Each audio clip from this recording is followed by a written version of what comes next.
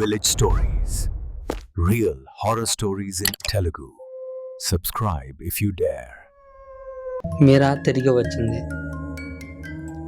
మీరా ఆత్మను చూసిన తర్వాత రవి పూర్తిగా మారిపోయాడు. అతను ఆ రాత్రి జరిగిన విషయం ఎవరికీ చెప్పలేదు. కానీ ప్రతి రాత్రి అతనికి ఒకే కల వస్తుంది.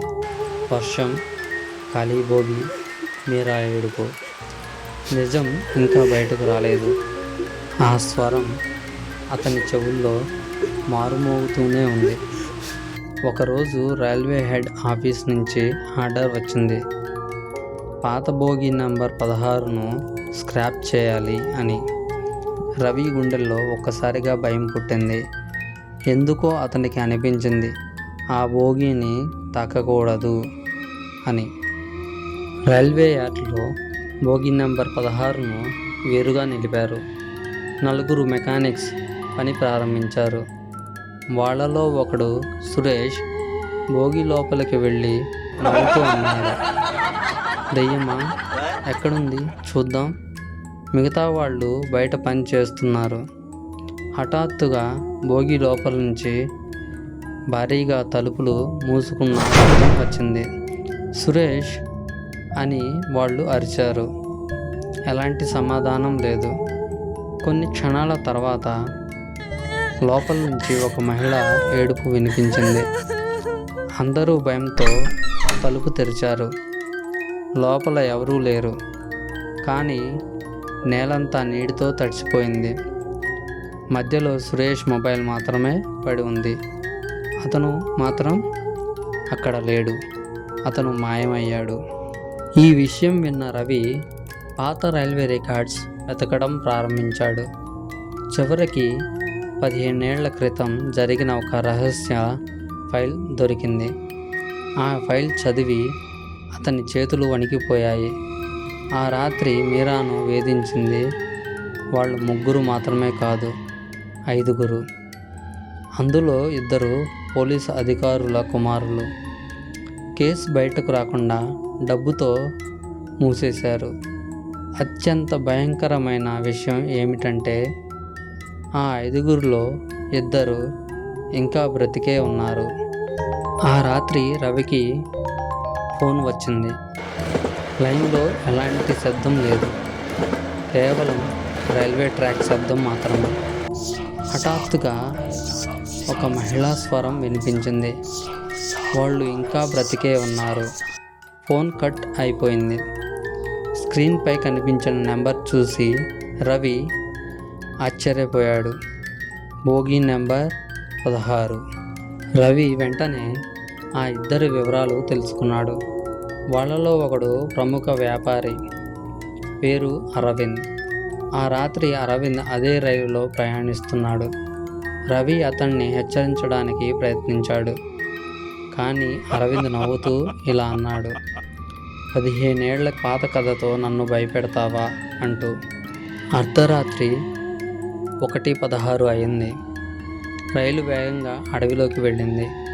హఠాత్తుగా బోగి నంబర్ 16 లైట్లు ఆరిపోయాయి. అరవింద్ ఫోన్లో వీడియో తీస్తూ నవ్వుతున్నాడు. హఠాత్తుగా కెమెరాలో వెనక ఒక మహిళ కనిపించింది. తెల్లని చీర, తడిసిన జుట్టు, నెమ్మదిగా దగ్గర పడుతున్న రూపం. అరవింద్ వెనక్కి తిరిగాడు. ఎవరూ లేరు. మళ్ళీ కెమెరా చూశాడు. ఆమె ఇంకా దగ్గరగా ఉంది. హఠాత్తుగా ఫోన్ స్క్రీన్ మొత్తం నీటితో నిండిపోయింది. ఆ తర్వాత వినిపించింది ఒక్క అరుపు మాత్రమే. రవి బోగి నంబర్ 16లోకి పరిగెత్తుకుంటూ వెళ్ళాడు. అక్కడ మీరా నిలబడి ఉంది. ఆమె కళ్ళల్లో కోపం లేదు, కేవలం బాధ మాత్రమే. నువ్వు ప్రతీకారం తీర్చుకుంటున్నావా అని రవి అడిగాడు.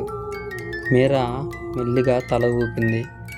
ఇది ప్రతీకారం కాదు, వాళ్ళు చేసిన చీకటి వాళ్ళనే వెంటాడుతుంది.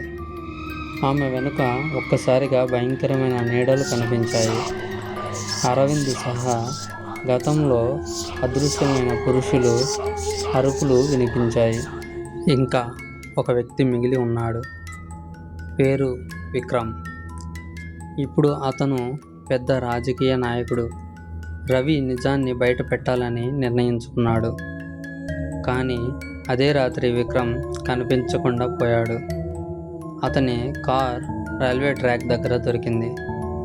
అక్కడ నేలపై తడిసిన అడుగులు ముద్రలు మాత్రమే ఉన్నాయి.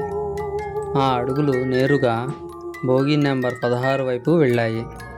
కొన్ని రోజుల తర్వాత బోగి నెంబర్ 16ని కాల్చివేయాలని ప్రభుత్వం నిర్ణయించింది. అందరూ దూరంగా నిలబడి చూస్తున్నారు. మంటలు బోగిని పూర్తిగా ఆవరించాయి. హఠాత్తుగా కిటికీ దగ్గర ఒక మహిళా రూపం కనిపించింది. మీరా. ఆమె మొదటిసారి చిరునవ్వు నవ్వింది. ఆ తర్వాత మంటల్లో మెల్లిగా మాయమైంది. అందరూ అనుకున్నారు కథ ఇంతటితో ముగిసిపోయిందని. కానీ ఆ రాత్రి కొత్త రైలులో ఒక కొత్త కోచ్ జత చేశారు.